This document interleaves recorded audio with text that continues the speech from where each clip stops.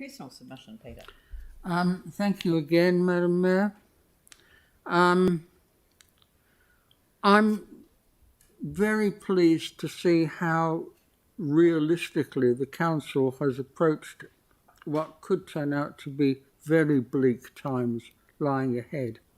And I think together with the updated draft plan of 2020, I think the production of this draft plan has to rank among the council's finest achievements.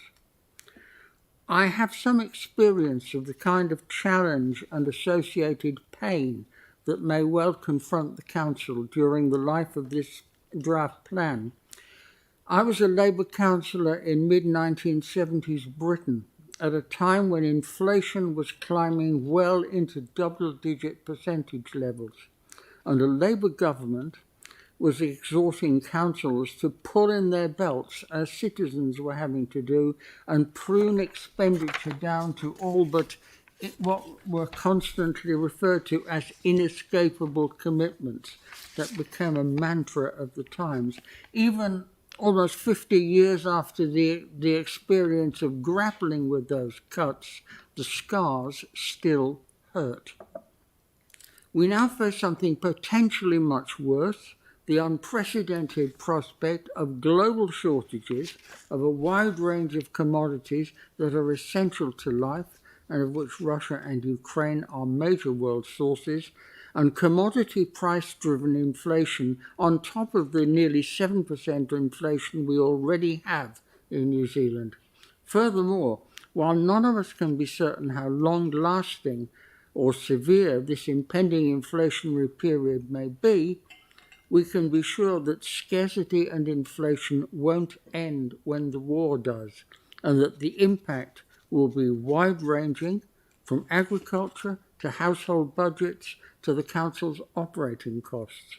Against this background, I think the current draft does as well as could be expected in addressing an enormous challenge, that of anticipating a worst-case scenario when one doesn't know how bad the worst case could become. The Council's already demonstrated a capacity to respond flexibly and resiliently. It may well need to do so again if inflation raises Council costs above acceptable levels. An important key to achieving resilience and future-proofing lies in contingency planning, and that's something I urge the Council to put in hand as a matter of urgency. Hopefully the need to pare down expenditure to all but inescapable commitments will not arise, but hope is not a sound basis for strategy. Some of the potential savings may be painful to contemplate, but if the worst comes to the worst, some painful things may have to be done. And if there's time during the Q&A, I can give a nuts and bolts of the kind of exercise that may be required based on my experience of being a councillor in the inflationary 1970s. At times of crisis, it's a political cliche for governments to broadcast the message that we're all in this together. The Council may need to resort to such messaging, but it will also need to act in a way that makes more of the message than mere words. Strengthening communicative, consultative, and other links with local communities is always important, but in hard times it becomes all the more so. If and when the Council has to explain any unwelcome measures that circumstances force it to make, it will find a more receptive audience if it is seen as having already taken the public into its confidence. Thank you, Madam Mayor. Thank you. That's very, very sage advice. Sorry if I sound like a crusty old Tory at times. I assure you I'm not.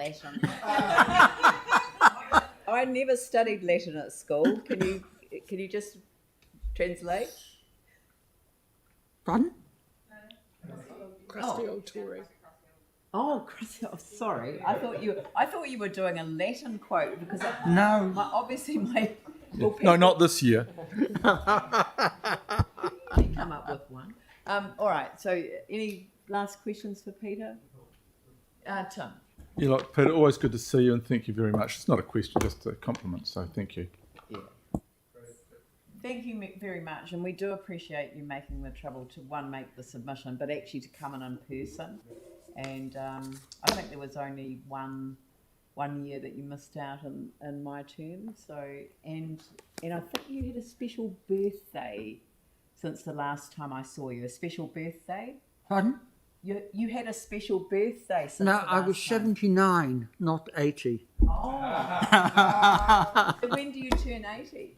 But thank you all the same. When do you turn 80? December. December. Oh, well, Thank you very much. happy birthday for then. Cheers. Right.